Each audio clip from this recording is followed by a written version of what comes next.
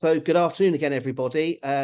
We seem to have most people join the webinar today. A really exciting webinar for you. I'm joined by a number of giants in the academic field from both the University of Sussex and the University of Surrey. So you've got a treat today for some absolute experts in the field of AI. The agenda for today is that I'm going to give you a introduction and a bit of information about the Sussex and Surrey Institute of Technology. Then I'm going to hand over to Professor Ian Wakeman of the University of Sussex, who has got a really exciting and engaging interactive presentation on AI. And then we're going to move across to a panel discussion, and we will be joined by Dr. David and Dr. Imran from the University of Brighton, where we're learning a bit more about what the University of Brighton are doing and taking your questions. So I'm Paul Rolfe. I'm the director of the Sussex and Surrey IoT, and I am hosting today. And again, for those that have just joined, any questions at all that you have, please do post them in the Q&A.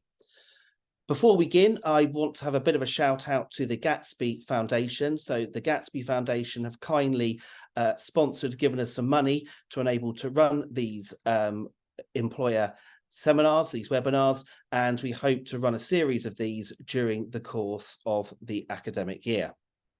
So a little bit about the Institute of Technology. What is the Institute of Technology? Well, the Institute of Technology has been set up as a partnership between further education and universities to really address the higher technical skills required in our region. And we aim for our courses to be really aimed at business needs, being flexible, affordable, and aimed at all industries. The government is investing over £290 million worth of investment in state-of-the-art facilities, and we will be building a Institute of Technology behind me here at our Crawley campus, where we and partners will be delivering a number of different courses, as well as other sites across West Sussex and Brighton. The Institute of Technology for Sussex and Surrey is a £17 million investment involving investment at Nescott College, at Crawley College, as I mentioned, and at the University of Sussex and the University of Brighton. So maybe colleagues from the two universities can talk a little bit more about how they're using that investment to meet skills needs later on in this webinar. So, as I said, I'll move slightly the other way, which way do I go that way? We've got a number of partners involved in the Institute of Technology. So our current academic partners are the Chichester College Group, Nescott, who are based in Surrey, and the University of Sussex and the University of Brighton. So we're working collaboratively to develop cutting-edge programs that meet the needs of local employers. We've also got a number of expert employers helping inform our curriculum and helping us work on innovation, and they're listed behind me there. So we've got Gatwick Diamond Business, Irwin Mitchell, Gatwick Airport, NatWest, Roche, Pearson, and Waits. And there's opportunities for businesses on the call to engage with us as well. So if you are interested in engaging with us in a number of different ways we have available, get in contact after this webinar. So what does the Institute of Technology specialise in? So there are a number of different specialist areas. So engineering and manufacturing, digital technologies, construction and planning, sustainable technologies, as well as a cross-cutting area of leadership and management. So our IoT is very much focused on those program areas. And if you have a skills need or requirement in those areas, then get in touch because we'll be able to help you. We offer a whole suite of qualifications, from apprenticeships, full-time, part-time courses, higher national certificates and diplomas, foundation degrees and top-ups and masters as well. So a whole range of programs to meet needs. So in terms of addressing the skills gaps, a little bit of research that I did using a piece of software called Lightcast today, looking at what the top 5 technical skills currently in demand in our region in the digital space. In no particular order, there's data storytelling. So that's obviously being able to use data for business good, cyber security, machine learning and artificial intelligence, which we're very much focusing on today, software development and cloud computing. So a number of technical skills very much in demand across our region and very much being delivered by our institute. And we'll probably be running webinars on those different technical skills areas in the future as well. So look out for communications and sign up for our newsletters. So in terms of being able to work with the Institute of Technology, lots of different ways to work with us. There's being able to get involved with supporting our learners on programme through projects, coming in and delivering masterclasses. There's working with us to develop curriculum. So if you've got particular curriculum opportunities, then there's opportunities to talk to us. One of the ones we're looking at the moment is around fintech. So we're working with a couple of businesses locally who have a fintech skills requirement. Work with collaboration on research projects. I'm sure my colleagues on the call could talk a little bit more about that. Being able to offer industry experience for our learners, and obviously opportunities to take on apprentices as well.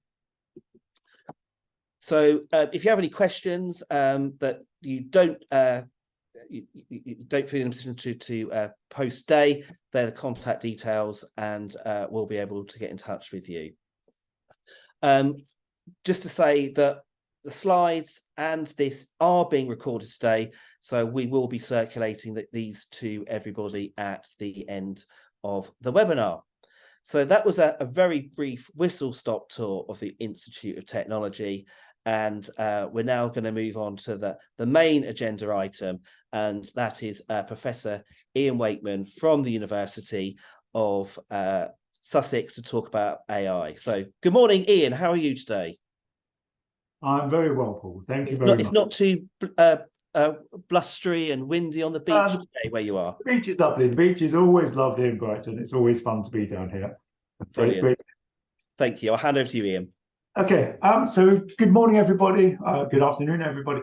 So it's lovely to be here. Thank you very much to the team for welcoming me to give this talk. I'm just going to share my screen and allow us to get moving on this.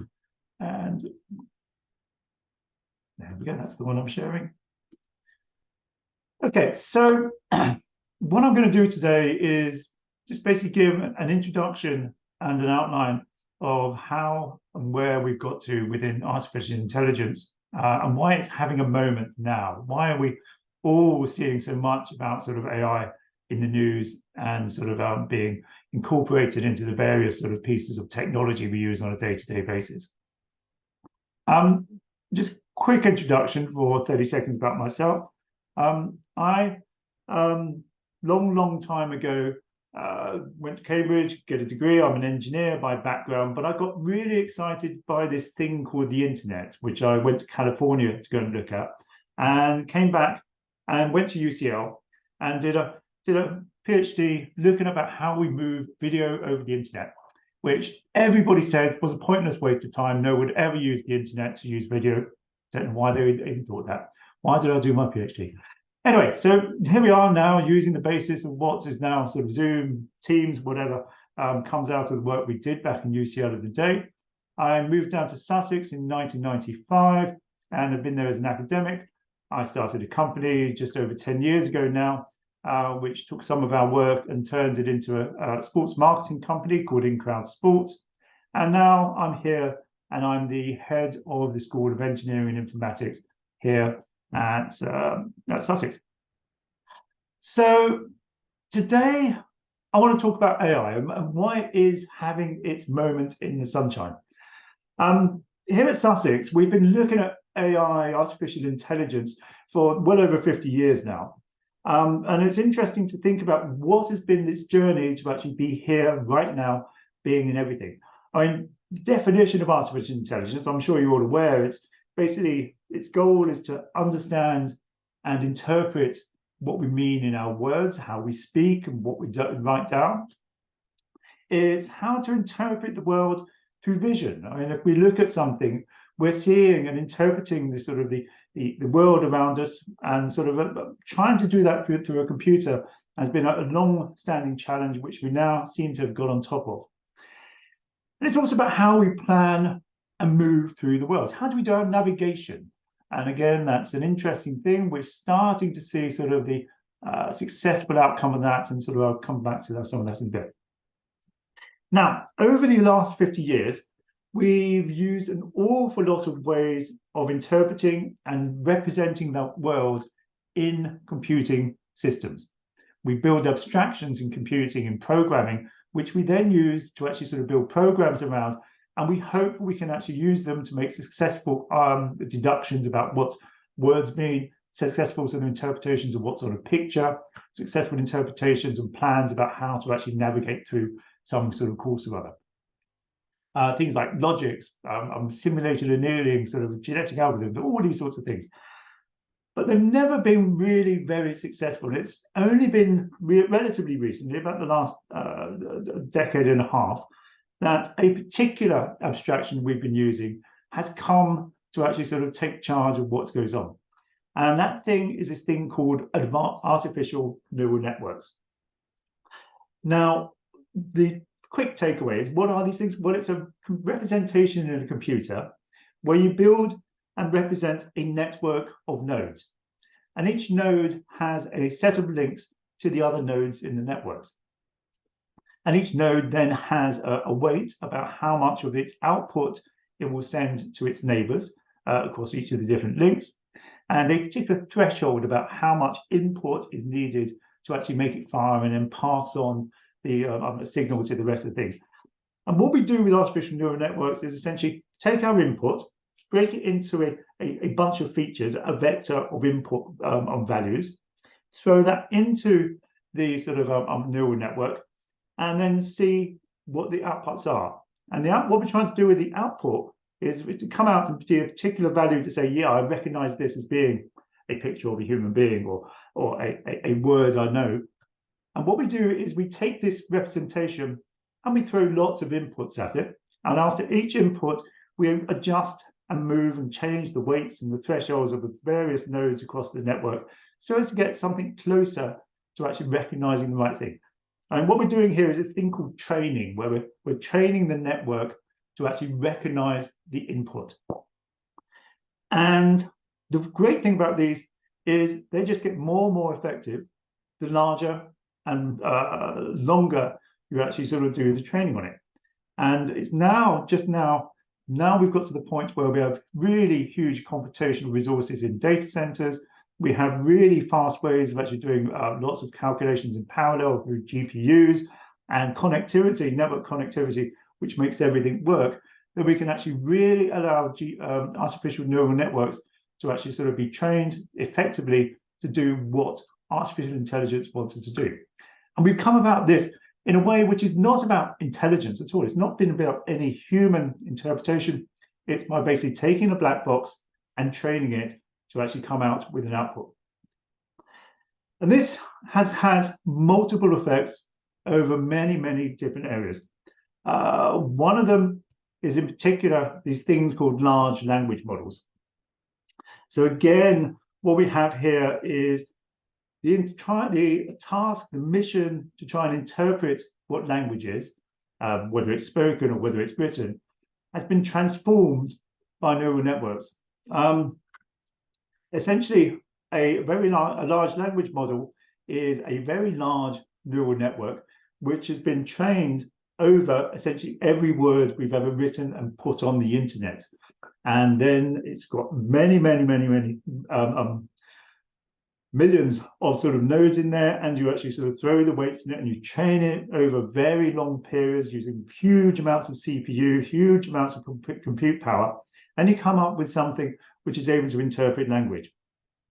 If you want to learn some more about it, my colleagues, Julie Weeds in particular here, Julie sort of did her PhD at the very start of sort of large language models back in 2000 or so, and she was very influential in sort of coming up with this thing called sort of semantic distribution.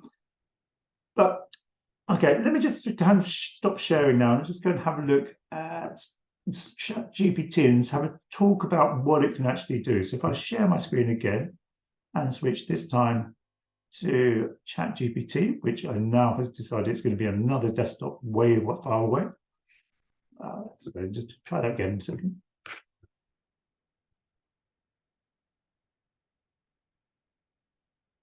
All right, there we go. That's the one.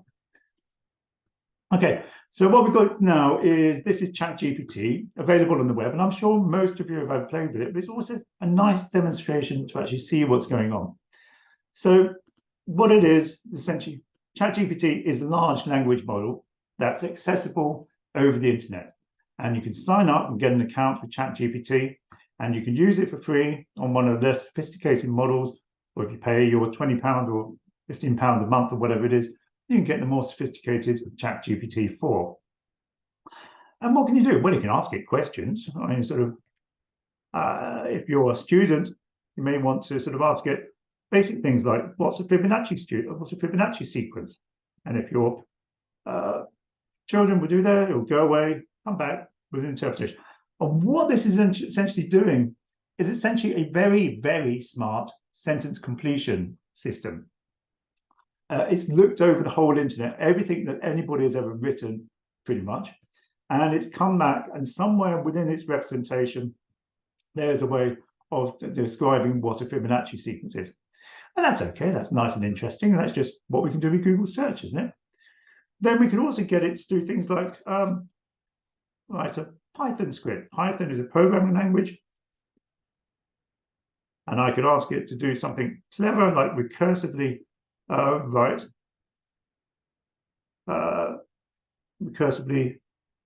recursively generates a Fibonacci sequence.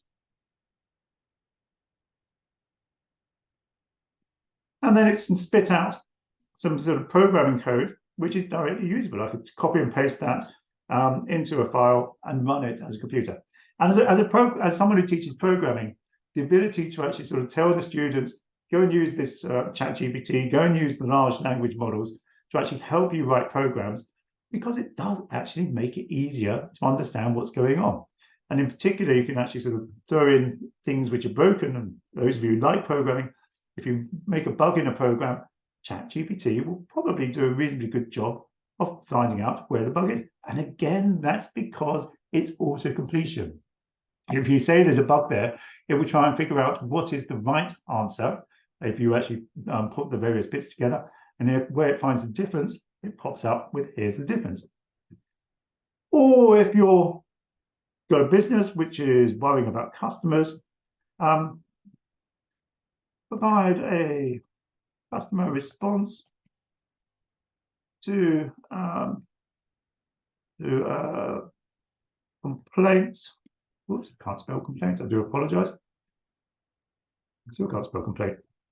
I really don't want to complain, do I? To a complaint about the battery on an iPhone. And again, ChatGPT uses the fact it knows about every word and sentence structure that's actually probably been written, and comes up with what looks like a reasonable response that you can actually do that. And ChatGPT nowadays tells you about to change things. If you look at this, we've got ChatGPT has now recognized your iPhone battery. It knows that iPhone actually runs this thing called iOS, that you should actually sort of go and do sensible things like make sure it's up to date, make sure your battery is running properly, make sure you're sort of running it properly, and then goes and tells you to go to the Apple Store as you would. So these are really useful ways of actually just generating content that is useful, a good starting point to actually go on. you should always be aware that this doesn't necessarily generate accurate answers. It's, as ChatGPT will itself ask it. So ChatGPT simulates the human text, but it doesn't actually be accurate. It's got a larger knowledge base, but it doesn't have it just hallucinates answers sometimes. If as academics, we like to have references and papers. You do it there, it might actually generate a reference for you that's just non-existent, and that's not really very useful.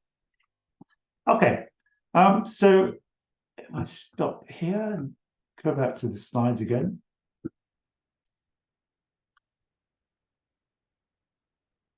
There are notes on the picture here. It's my colleague Julie. She did a very nice presentation. We'll share the PDF of this if anybody wants it, and you can follow a link where Julie talks in much more detail about whether we can trust ChatGPT and explains why and how it's come about that it does hallucinate sort of knowledge. Other approaches on neural networks have been used really to basically revolutionize how we do computer vision, how we do machine vision. In particular, these things called generative adversarial networks have the ability to create absolutely fantastic images. What they are, an adversarial network is, just by the name, is two different neural networks. And what happens is you take your input that you want to sort of try and generate and put it into the generator network, and that comes out with an output. But then you've also trained an adversary who's going to sit there and criticize what comes out of the generator. So you've got two neural networks, just basically one generating stuff and the other one criticizing it. And what it does is it evolves and change. In each iteration, it would take the sort of criticisms, the mistakes that the generator has done, and feed that back in to change and improve what the sort of the generator is doing. So you have ways of actually sort of generating and moving forward and getting better and better.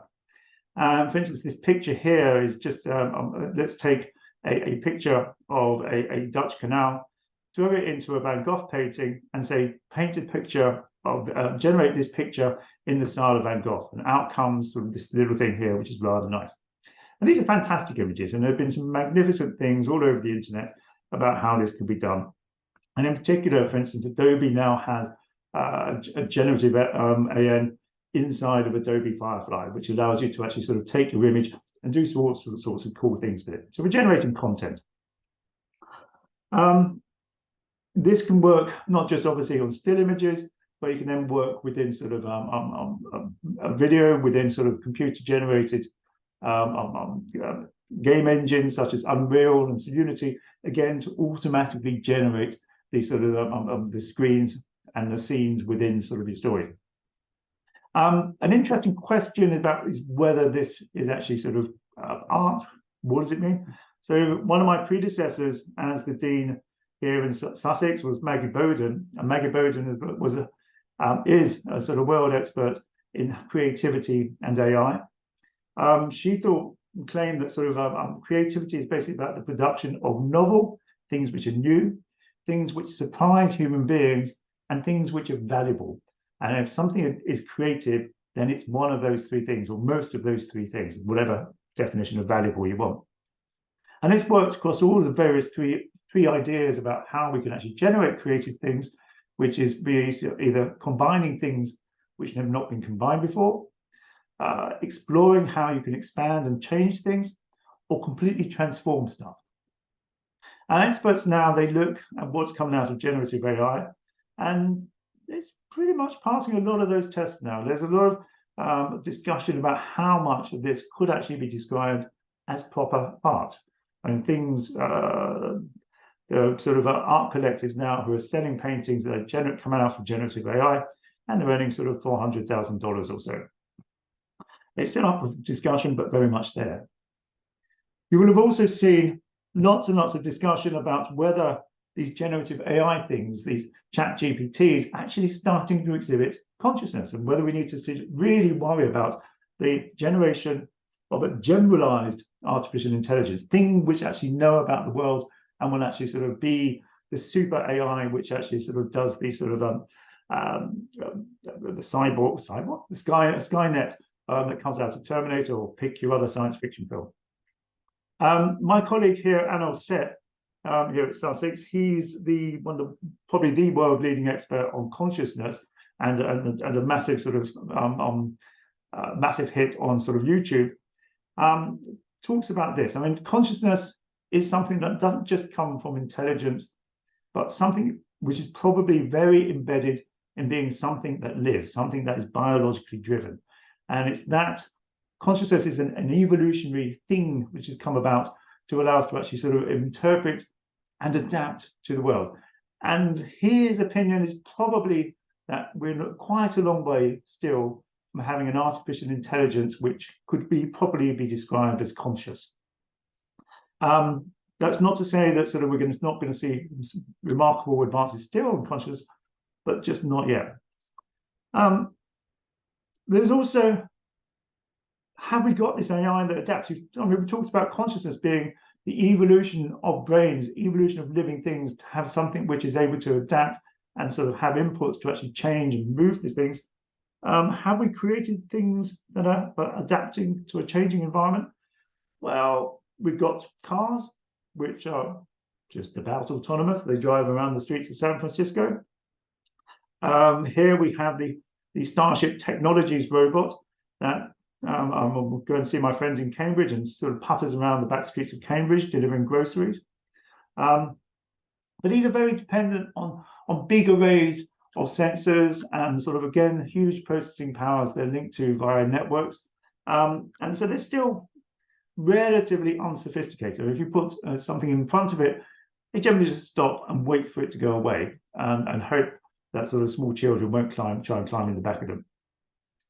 So one of, again, the interesting challenges we have now at the moment is how we can actually sort of shrink the intelligence that's needed to navigate the world into things which are smaller and smaller. And my colleagues, Professor Novotny and Professor Philippides, are now looking and trying to take the brain of a bee which navigates around the world of finding flowers and bringing back the nectar back to its hive. How can we take the navigational systems that a bee has, and they're remarkably effective, and put those into how we actually sort of navigate around the world in our drones and in other sort of autonomous vehicles? That's pretty much it. I mean, just to really sort of point out where we are. This is my standard any questions thing, where a colleague of mine basically used to study ants. And what he did is he printed out onto a block of cheese, that's where his any questions, because he wanted to actually sort of illustrate that ants have intelligence, and that intelligence emerges out of the behavior of things with very, very, very small brains, with very small numbers of neurons. Yet they're still able to do something intelligent that's taken something many, many times their own size and carry it back to their nest. And it's that intelligence which informs what we do at Sussex, and I think it's going to inform the next generation of AI. And that brings me to the end, and I'll stop sharing. And as I say, do we have any questions? Thanks, Ian. That was really, really insightful. I was kind of blown away with some of the things that are going on at the University of Sussex. So as Ian says, colleagues, if anyone's got any questions, please do post them into the chat or the Q&A part. Whilst people are typing away, and hopefully, Ian, we haven't got AI bots asking us questions. It's actually real people. Can I bring in Dr. Imran and Dr. David from the University of Brighton, our friends and colleagues as part of the IoT, to perhaps talk a bit about what's going on in terms of AI at the University of Brighton? Because I know you folks have got some great stuff going on as well. Thank you very much, Paul. It's really helpful and very interesting talk by Ian on AI. I would say from University of Brighton, let me introduce myself. I am Mohammad Imran Rafiq. I'm Dean for the School of Architecture, Technology and Engineering within the University of Brighton. We within the school have got different subject areas which would be spanning around built environment, construction, architecture, And not surprisingly, computing and games, this is where it all connects back into AI and the development of AI. But I think it's much more than that. Within the university, we are aiming to integrate as many of these different subject areas. And this is one of the reasons we have them in the same school, so that we can actually learn and benefit from the synergies between these subject areas. So, for example, we are looking at integration of AI tools and techniques in construction industry, where we are looking at monitoring progress of construction on a daily basis, using video cameras or robotics, which would start to then do algorithms behind the scenes to be able to see how much progress have been made in the construction side, or even sometimes being able to identify risks in assessing buildings by sending a robot in rather than sending humans in to do the damage assessment after an earthquake, after an event which could have damaged the building in fire, etc. In terms of the programs that we offer, we do have a bachelor's program we offer, which is computer science with artificial intelligence, which would be taking on modules both at the base level, introduction to artificial intelligence, going all the way up to advanced artificial intelligence and its usage. We do have a team of colleagues working in and around the AI and use of AI in relation to robotics intelligence. Human interface devices would be again an element where AI can come in. I've already mentioned construction, but we are also looking at medical applications of AI. So I'm moving from development of AI into its application and usage in industry.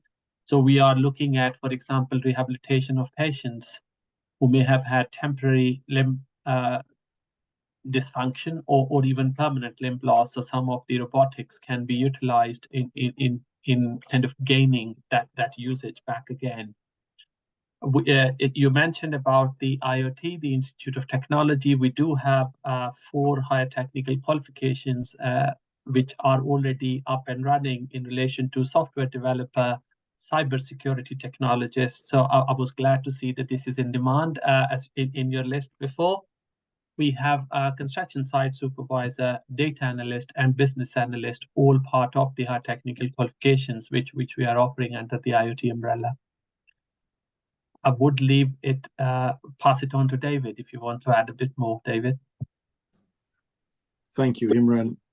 Just very quickly, I'll just maybe add to that. So I'm David Oloke. I'm head of technical education and apprenticeships at the University of Brighton. Just basically following on everything that Imran has shared. We are looking at wide applications, so I won't go over the programs again, but we're also looking at student experience, especially to support our apprentices in terms of their learning, the experience with the engaging employers with onboarding, so things to help chatbots and things like that can help them interact with the program at the pre-program stage, rather than just coming on board with only the sort of manual discussions they would have with advisors before time. And then just general aspects of learning, teaching, and assessment as well. We're looking at integrating AI properly and as ethically as possible. So those are just the things I would add, obviously, in addition to everything that's been said by Imran. Thank you.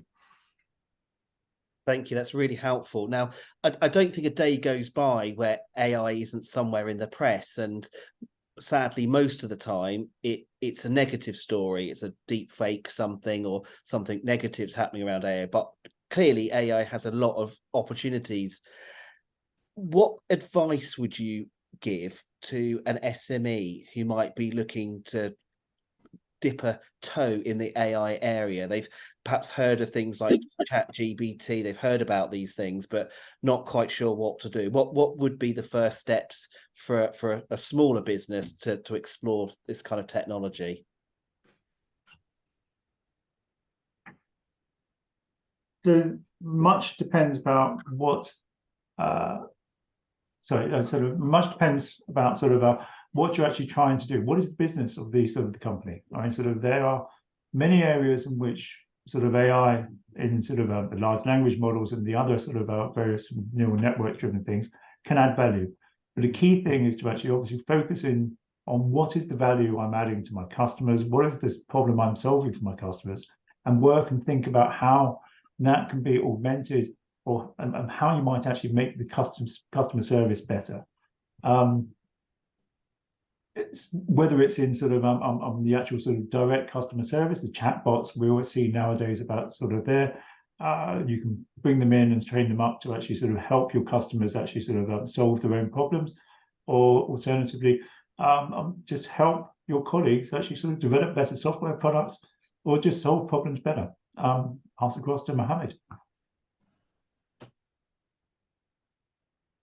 Ian, do you want to come there?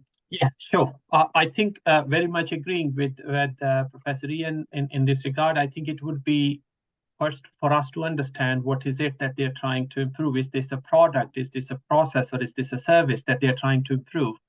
And application of AI can be on all of those areas.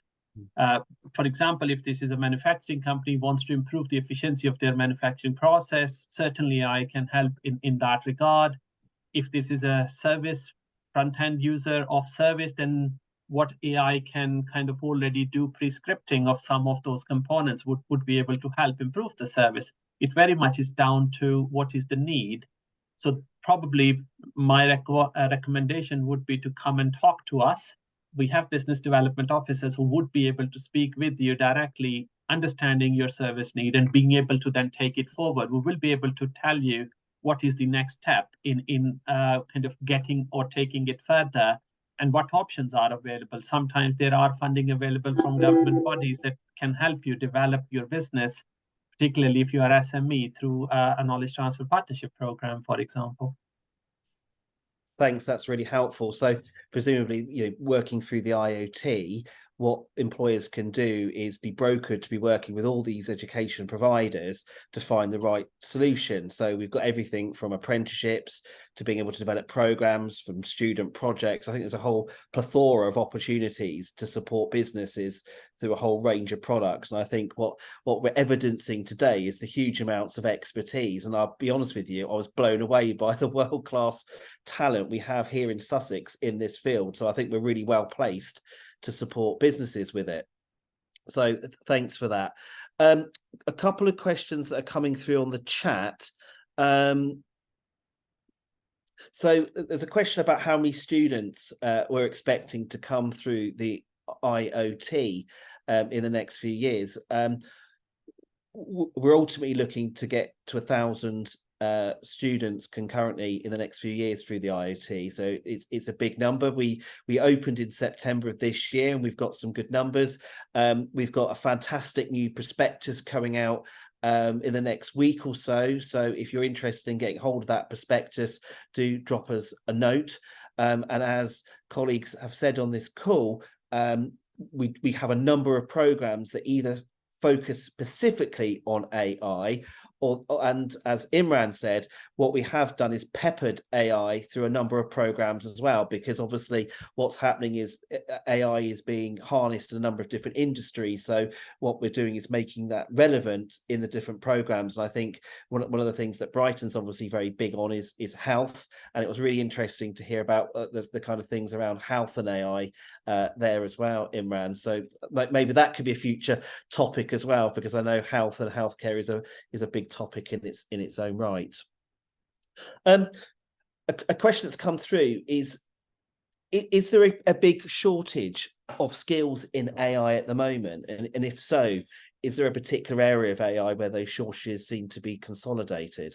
I don't know if Ian or David or Imran can answer that one. Well, yes. I mean, AI as a subject is new. I mean, sort of it's only now emerging and sort of coming out of sort of the research labs and making its way into everyday life. So there's definitely a shortage of real experts in this area.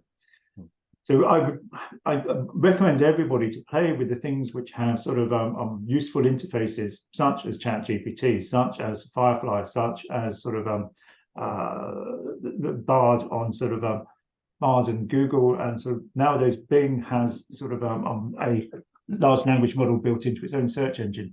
but it's the people who actually build them, right? People who understand how to actually take the models and refine them and actually build the new software around them. That's in very short demand, very short supply, and in very high demand. I mean, we at Sussex, part of the IoT, are delivering a master's level sort of in AI and data science, which provides the access and understanding to actually sort of start to take these technologies on. And one of the great things about coming to a university like Brighton, like Sussex, is that we take the state of the art. We teach using our research and inform our courses. So you always know you're learning about what is going to be out there in the next 5 years. You're working with that when you're being taught in the universities, both at Sussex and in Brighton, and I must confess, everywhere else as well. But I'll stick with the IoT for the moment. Imran? Yeah, no, very much agree. I think there is a skill shortage, definitely, because at this point in time, we are all getting an awful lot of information, but not know what to do with it. So the example of data analytics given in relation to businesses, if we're looking at, again, if I'm looking at manufacturing process, I've got lots of information that comes from it, but being able to use that information in a clever way to be able to improve my process would be absolutely helpful, and AI can help us do this machine learning component of it. So yes, there is also requirement in the improvement of AI algorithms, as we say in computer science, but it's also a lot of application which is now starting to come in. I mean, Professor Ian have already highlighted a few. Microsoft is adding it in its Word, Excel, PowerPoint. If we are an architect, and I can use AI to give me an optimized layout plan as a starting point, maybe. I'm not trying to replace staff here. I'm just saying that it will help us collect and gather information and pick up patterns that humans would find it difficult to pick in such vast amount of data. That is where AI would be absolutely helpful, and its applications are going to go all the board in all industrial areas, I would imagine. So it's going to grow, nothing less. And presumably, gents, we're not talking about all technical careers in AI, about the kind of the coding and the things. There's going to be a whole plethora of careers about how you can exploit and use the technology. I'm just seeing ChatGPT experts going into businesses to help make things easier in support. I mean, I must admit, I'm going to put my hand up. I've been guilty of using ChatGPT to do some writing for me, which I've had to go and manipulate afterwards, but it's made my life helpful for giving me something for a starter for 10. But presumably there's going to be careers that are going to be the kind of softer side of AI that are coming out of that as well. Are we starting to think about that in terms of courses and things as well, other than just the technical side of things? Yeah, I think I can just take that on. You're very, very right, Paul. Just like it happened with cybersecurity, where we started to see sort of offshoots like sales, support, guidance. This is another area that would really emerge. So I think the challenge is throwing back to us really, and to the likes of IFATE, is to be looking at current standards as they are in the digital space, and to see how much of that they're incorporating of that content they're incorporating in the mainstream sort of standards, because they have been heavily technical, as you might have guessed, in the last sort of few years. But the rate and pace this sector is growing requires that we start to look at how to reskill. It would be a lot of people in terms of being able to provide that guidance and usage of the tool itself. So yeah. That's really helpful. And kind of leading on from that, David, but we've got a question from somebody around AI and the law. And the question is, have we got any courses on AI and the law? But I suppose the question is, has the law caught up with AI yet? I don't know if we've got an answer to that one yet. So I don't know which you gents are able to come in on that one. The quick and simple answer is there is nothing around the AI and the law as a course within Sussex. There are modules which study AI and the law in a particular way. So sort of in particular, my colleagues in the business school are sort of worrying a lot about AI and the law, and in the law school as well. So the modules will be available. I think give me a second. My colleague up in sort of Liverpool University, Casey Atkinson, does work on AI and the law. She may well have something that's available there as well. So Liverpool University potentially for AI and the law, but sadly not at Sussex at the moment. Yeah, I think the same answer. I think it's an emerging technology. It's evolving, and we are catching up with it effectively. So we do not have a program per se, but we do, very similar to Ian's response, in Brighton have modules which would relate to AI and its usage, and modules which would relate to law, but with AI being part of it, but not specifically. And anybody who is interested in can come and talk, and we can do a CPD on those modules rather than doing a full program. So that can be arranged or organized. So there's some options within modules available at the moment. It's an emerging area. One feels that, given Irwin Mitchell are one of our core partners, I wonder if this could be another Sussex and Brighton joint collaboration opportunities to put together a program with Irwin Mitchell on AI and the law. Could be one of the first in the country, and maybe do something a bit different to Liverpool and pit them to something. But I think we'll take that one away and definitely go and have a look at. Sounds very, very interesting and very exciting, particularly as I think people are using AI for some different purposes. That's probably the language I'm going to use for the moment. So deep fake videos and photos and things, it's going to be a growing area of concern for people. A question's come through around short courses. Do we currently have, and are we planning more short courses through the IoT? I think it's a broad question, not just focusing on AI. Ian and Mohammed and David, what's coming in short courses? Essentially, sort of talk to the universities, through the IoT, and we would put things together. And one of the great things about the IoT is it's a vehicle which allows businesses, which allows companies to say what they want, and for us to then sort of respond and actually come up with sort of an integrated sort of a menu and sort of a portfolio of courses which suit you.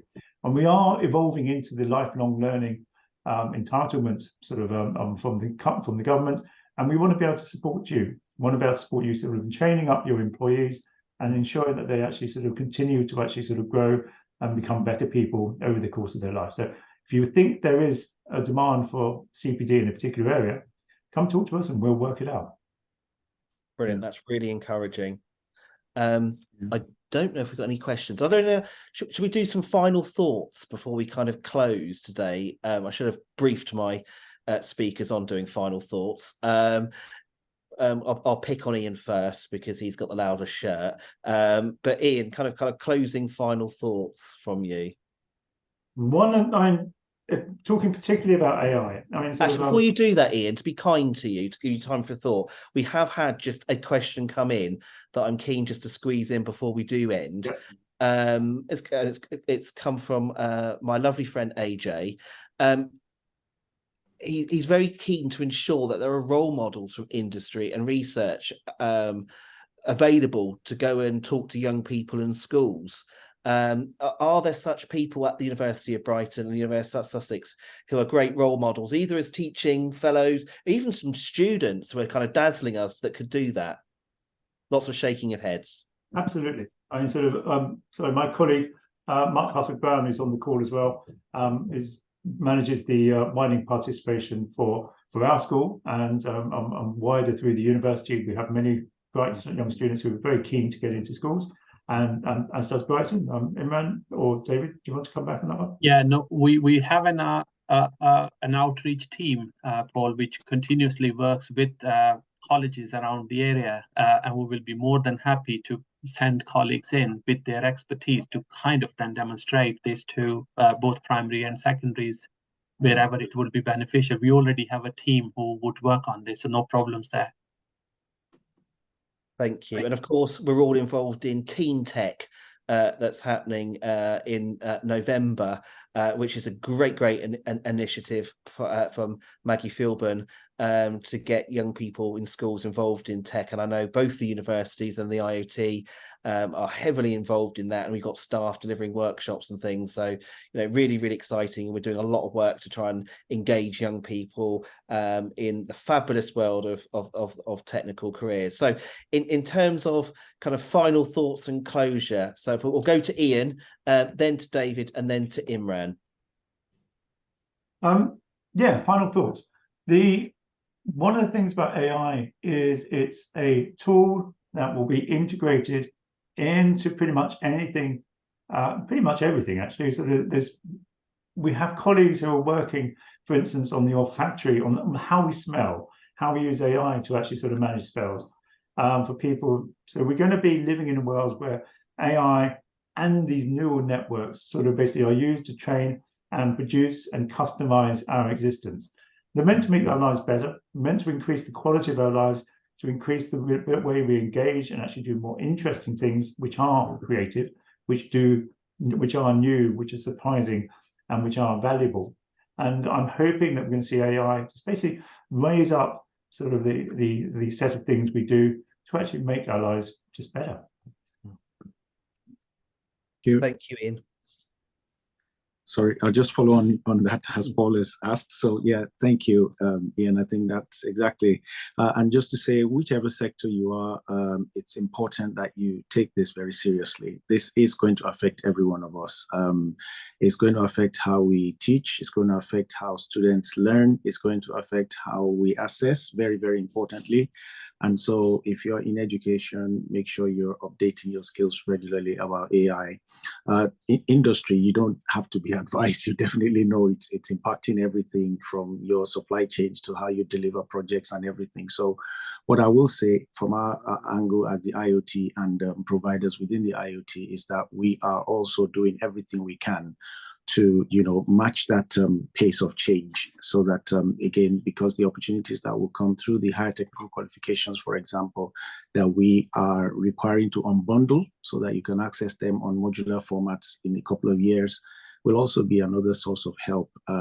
Somebody asked about law and AI. That would be something that a lawyer could come in and do a module on AI within any of these courses in the technical qualification space that they're offered, for example. So things like that will be happening. So yeah, watch this space. Thank you. Thank you, David.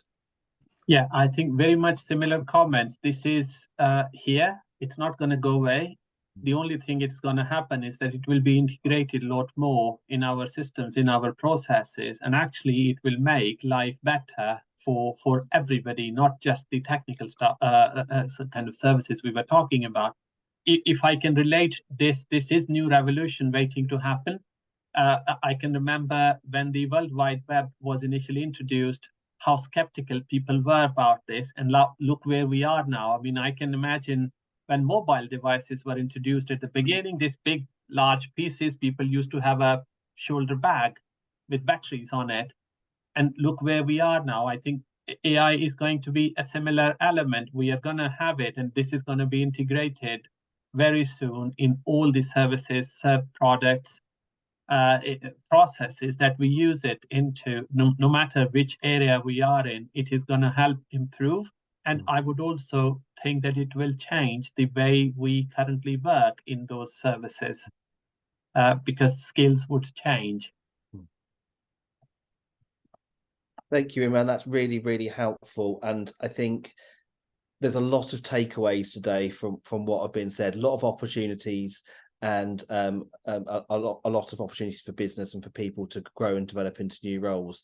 So I'd just like to say a huge thanks to Professor Ian Wakeman for an amazing presentation that he's put together, for Dr. Imran Rafiq and Dr. David Loki for being fabulous as always and sharing their knowledge and expertise. And thank you so much for everyone for joining the call today and for your questions. And I just ask that if you could complete the survey that comes out afterwards, that'd be much appreciated. And any kind of topics you would like to hear from our amazing universities and colleges, again, please let us know, because we'll be looking to develop these series over the coming months. So thank you very much, everyone. I'm conscious probably people are ready for lunch. Have a good rest of the day, and thank you for attending.